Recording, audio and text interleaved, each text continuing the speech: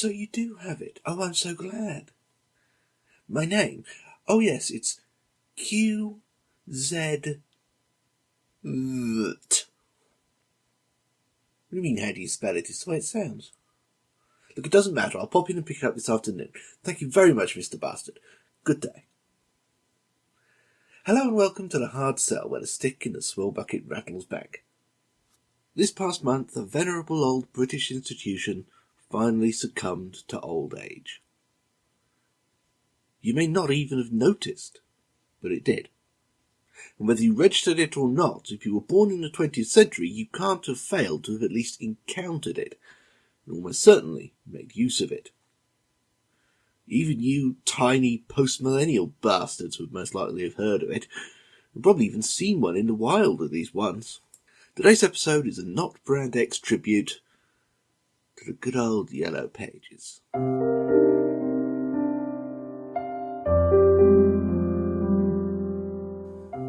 first Yellow Pages were invented in America in the late 19th century as a result of some poor sod in Wyoming putting together one of the first telephone directories and running out of white paper. Within 3 years, it was being copied deliberately to distinguish business listings from residential ones.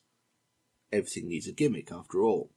It was the gargantuan Bell System conglomerate of companies, who dominated the United States telephone network until they got Reaganed in the 80s, who really created the Yellow Pages as we know them today.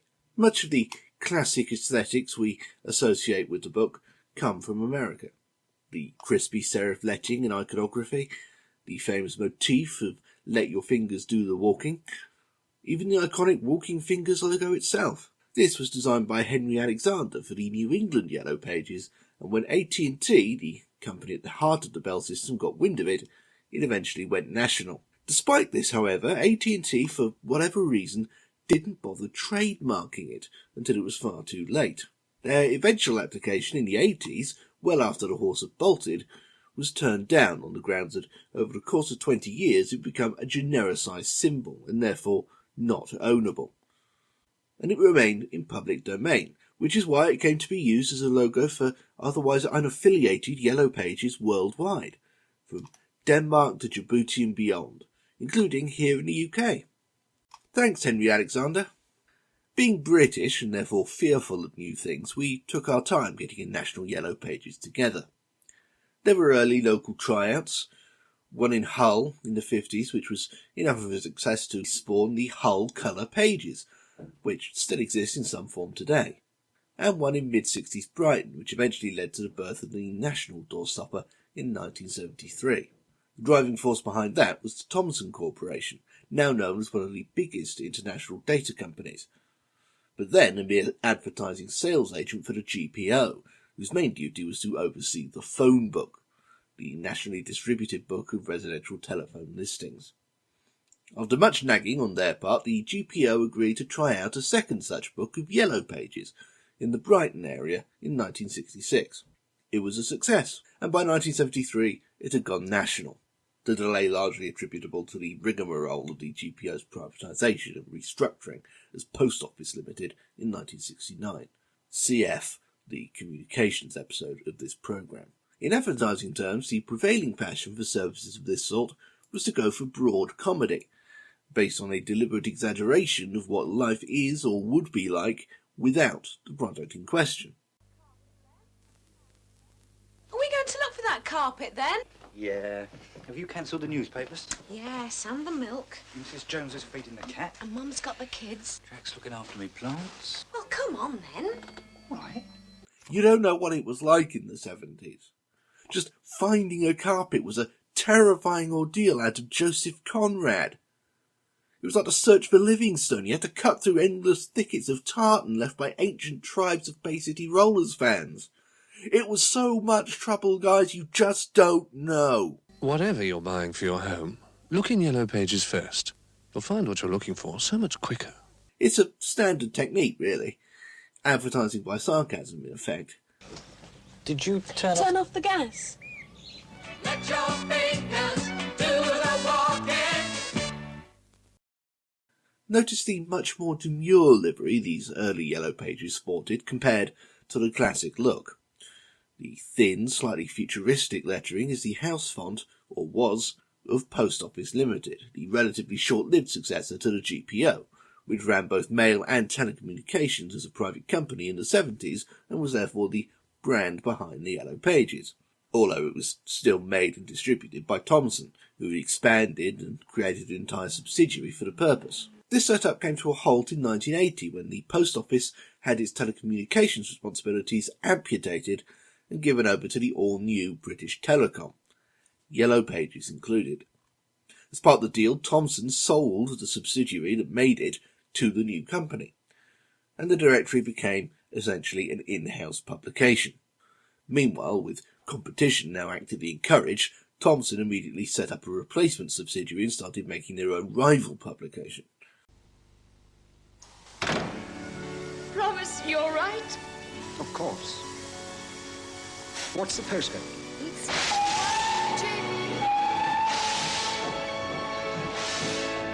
If it's a letter, a package, or anything postal, look no further than your Thomson local. But that's outside the purview of this Not Brand X episode. Deal with it. So anyway, the British Telecom era of Yellow Pages saw the introduction of the classic livery with the massive chunky lettering and the Henry Alexander Walking Fingers logo, and a campaign centred around nightmarish hand puppet simulacra of celebrities, spouting almost feverish puns based around what they're famous for. Boy, what's your game? Well, mine's football, but whatever it is, you'll find it featured here in the sports pages. All the gear you require, as well as the places to put it to good use. Just a short jog from where you live. So here's a worthwhile exercise. Give Yellow Pages a thumb. Barbara Woodhouse's one in particular reaches across to the very limits of sanity. Yellow Pages is a pet. Whether you already have an animal or looking for one, sit. And you'll find pet shops, kennels, even veterinary services close to where you live. So before you go walkies, give Yellow Pages a thumb. At least Kenny Everett was mad enough to make it work. Tune in to Cuddly Yellow Pages, folks. It's programmed to tell you where to find everything that's fab for listening and viewing pleasure. Video recorders, hi-fi, TV, wireless, just around the corner from where you live. Now, watch and listen. Give Yellow Pages a thumb. Unsurprisingly, these eerie things didn't prove terribly popular, and only lasted a year or two. Perhaps sensing they'd pretty much exhausted all possible semiotic avenues involving hands and fingers, without getting into hot water with the IBA and potentially prompting questions in Parliament, British Telecom changed tack to the format still most readily associated with the Yellow Pages. The slice of life vignette depicting the directory actively contributing to a person's net happiness. Starting with one of the most famous adverts in British history. I'll say no more about it on the tiny chance that someone watching this hasn't seen it before. I don't suppose you have a copy of Fly Fishing by J.R. Hartley. It is rather old. It's by J.R. Hartley.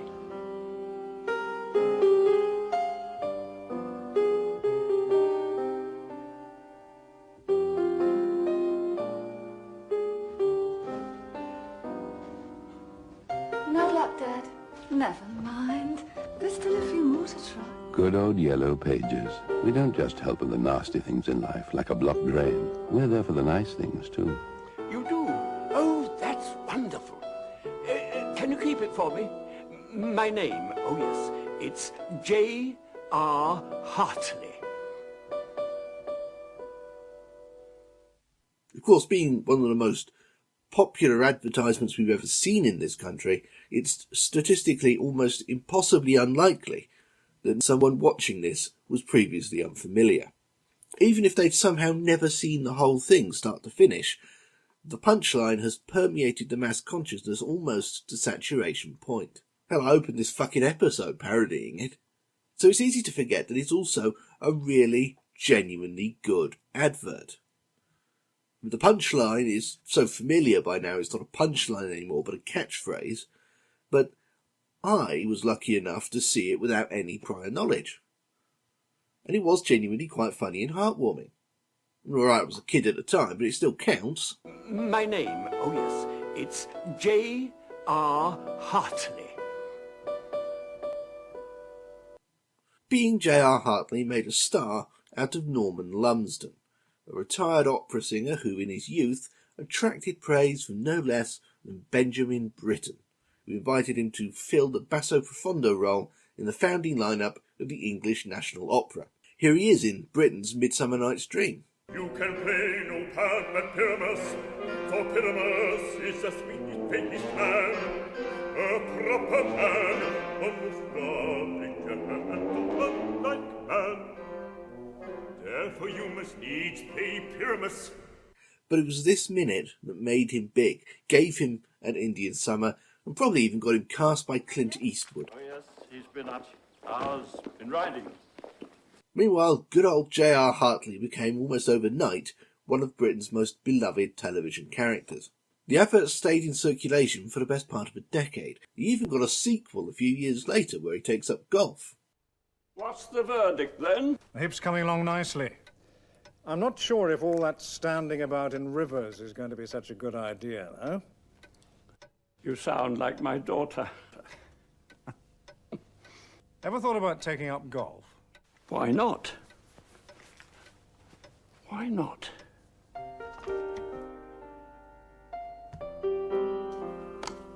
Here you are, Dad. Good morning. I see you give lessons. Good.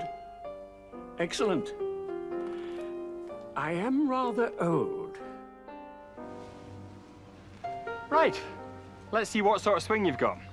Something like this? Only joking.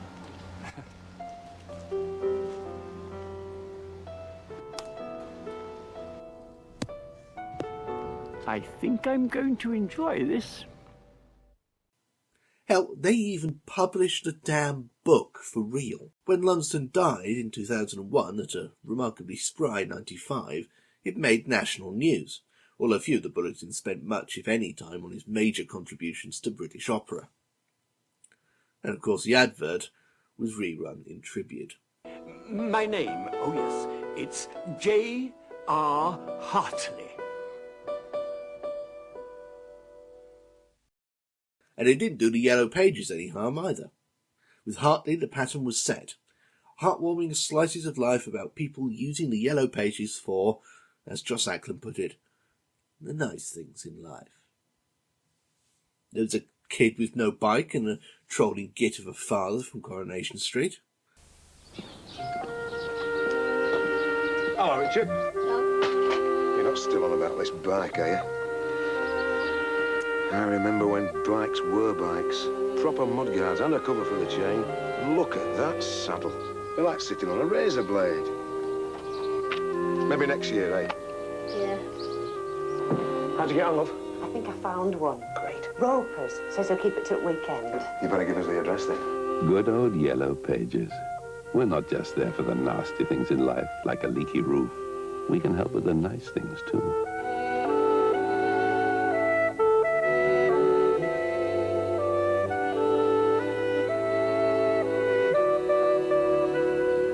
About that saddle, though. Some classic 80s sitcom whimsy that could almost have been written by James Hitchmuth. Found one? Oh yeah, there's one in Kember Street. Ah, it's just round the corner, so it won't be long. Are you sure that's what you want? Good old Yellow Pages. We're not just there for the nasty things of life, like a broken window or a blocked drain. We can help with the nice things, too.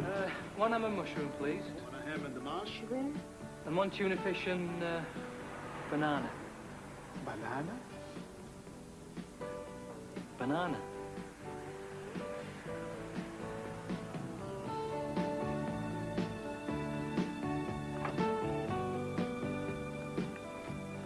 One ham and mushroom and one tuna and banana. Thanks, love. Apparently it's actually quite nice, according to the maniacs who actually bothered to make it. Further father-son shenanigans with Mr. Bennett from Take Heart and his model train set. No, oh well, thanks very much anyway. Goodbye.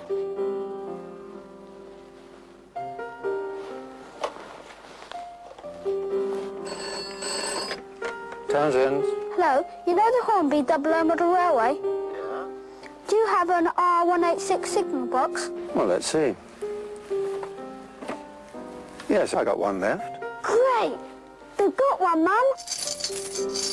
Good old Yellow Pages. We're not just there for the nasty things in life, like a blocked drain or a broken window. We can help with the fun things, too. Oh, hello, Ben. Happy birthday, Dad. Thanks, Ben. There was an earlier version of this with a different closing shot.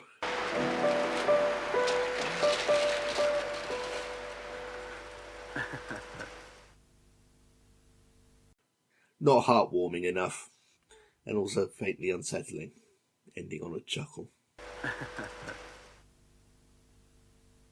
All accompanied by the classic tune originally composed for J.R. Hartley by Dick Walter. Some of them, you'll have noticed, had different arrangements, from the Northern Brass Band version for the Bike Kid to the syncopated sophistopop of the Tuna and Banana Pizza. Even that was outdone when they tried to pitch to a teenage demographic with the notorious French Polishers ad, towards the end of the 80s.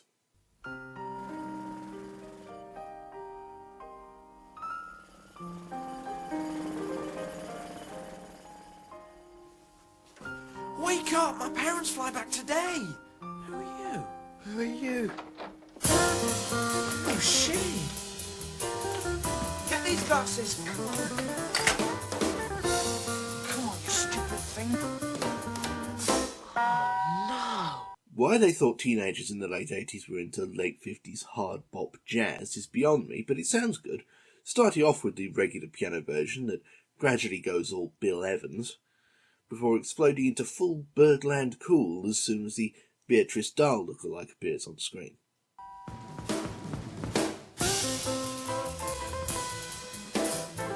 Oh, hello, French Polishers. It's just possible you could save my life.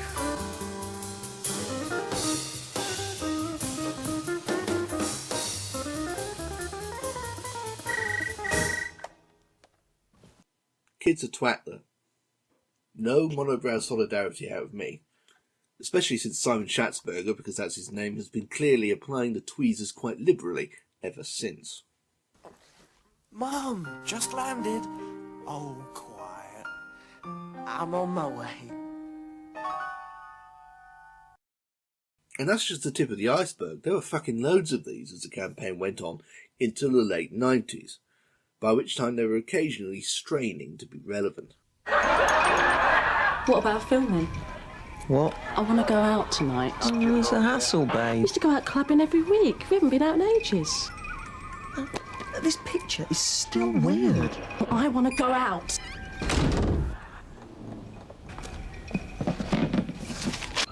And you can come tonight. Brilliant. And you bring all the bits. You're absolutely fine. Let's go dancing.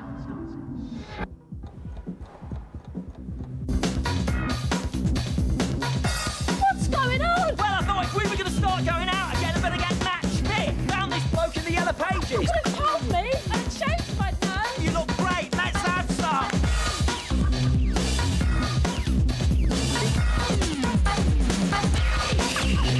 The last classic format Yellow Pages ad is probably this one. Hello. Hi. Hi. Look, I'm sorry, but I was passing and your door was ajar. I'm afraid you've been burgled. Joking. They've completely ransacked the place.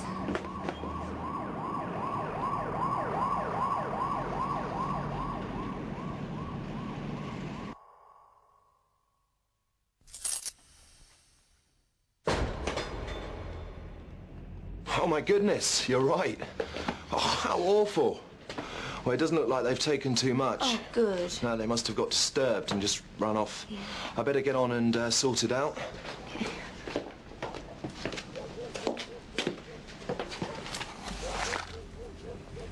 Hi, I think it's about time I got a cleaner. Could you manage about 3 hours a week? Yep, he doesn't really strike me as the kind of person to have the funds or the status to go around hiring servants. Although he does strike me as being lazy enough. Great, hang on a sec. You do not want to see what they have done in your bathroom. So by now it's the 21st century. Mass communication is on the rise, which means the internet, yes, but also mobile phones and text messaging, all of which changed the shape of the industry and the market that the Yellow Pages inhabited. The company had to move or die. In 2001, the multinational that had once been British Telecom but was now simply BT and was about as British as Nana Muscori, sold what had been the Yellow Pages to some random venture capitalists, and then immediately went into competition with them by integrating the Yellow Pages into the regular phone book, but never mind that. By now, the company was Yell.com, with online searching and telephone directory inquiries. To promote this soft relaunch, they hired professional cheeky Northern Irishman James Nesbitt and essentially hurled him into some scenarios reminiscent of the old J.R. Hartley era slices of life. 118 24/7. Oh, hello, yes. Could you give me the number for a dog training school in Guildford, please? I'd particularly like one that does home visits. Today would be preferable. Text me. No, could you actually put me straight through? Good doggy. Sit. Sit! Sorry, not you, no. Okay, stand. No, standing's good. 118 24/7. Whatever you want, just yell. More crisply shot, faster paced, and arguably funnier. But Uncle James, Mummy said to take me to the hairdressers. Ah, waste of money. I'll have a bash myself.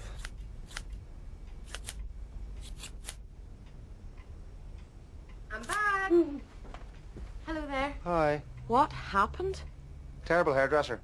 Leave it to me. I'm just waiting for the manager to get back, and then, whoa, is he in trouble? Look, some idiot's cut my niece's hair. Yes, please. There's one other thing I need you to do, though. Okay, let me explain. I know this haircut has nothing to do with you, but my sister is watching outside, and I want her to think that you did it. So you sort out this terrible mess for me, and I will pay you double, okay? You're very, very nice people. Thank you. But under the superficial modern aesthetics, much the same kind of thing. 118 24/7. I need a taxi, please. Look, my invite definitely said elves, okay? The good old Yellow Pages. Friend to a nation. Life is great and life is fine, 'cause I met a girl and no one likes you. You're annoying me a lot now. You know, we've got so much in common. We like eating, drinking, yoga. Yoga? Shh. I'd like to go to a yoga class. Beginner. I see myself as more of an intermediate, actually. A bunch of ladies going, how hard can it be? Bringing the arms behind the back into prayer position. Don't forget to breathe. That's chiropractors. CHIROPR. Well, that friendship is almost at an end. It was inevitable since the dawn of the World Wide Web. When was the last time you thumbed through a breeze block-sized tome full of telephone numbers? And how far away were you from a screen of some sort when you did? Phone books of all kinds have simply become naturally obsolete. It was just a matter of waiting for the cost of making the ruddy great things to be finally and thoroughly outstripped by the measure of its use to anyone. And that time has finally arrived. The Thompson Local died last year almost completely unnoticed, and now the Yellow Pages has, in many regions, already delivered its last doorstopper. The very last ones of all will be distributed in January in Brighton, where it all began. If they'd any sense, they'd reprint Fly Fishing by J.R. Hartley in memory. Its demise is sad but inevitable. It was basically the internet in print, and we no longer have need for such a thing. At least, not this side of civilization's inevitable collapse, but that's still far enough away for there to be multiple candidates for causing it. Just. So we've got that going for us, which is nice.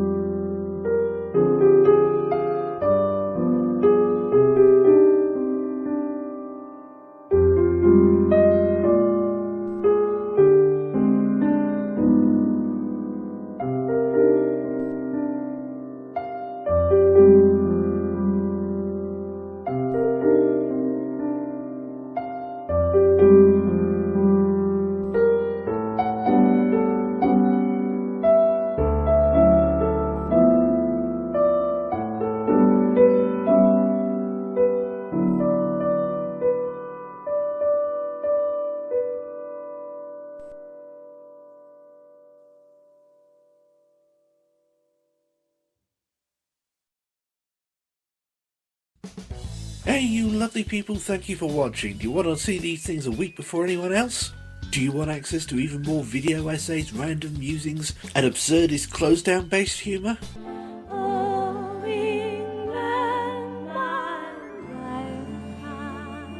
Do you want to read and help shape my new book about the history of the British Broadcasting Corporation? Do you want me to continue to have food and shelter? Well, consider that one a bonus. Support me on Patreon now. Only good can come of it. I promise.